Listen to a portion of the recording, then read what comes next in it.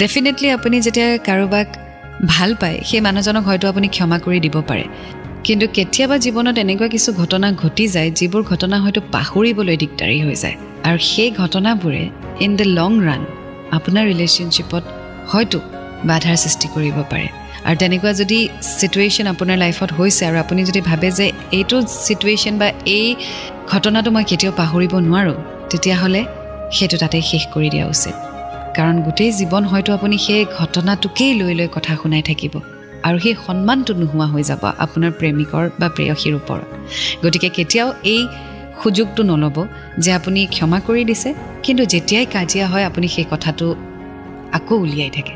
so এনেকুৱা ধৰণৰ situation কেতিয়াও ৰিলেশ্যনশ্বিপত নানিব যদি আপুনি ক্ষমা কৰি দিব পাৰে তেতিয়াহ'লে সব ক্ষমা কৰি দিয়ক একো কথাই মনত নাৰাখিব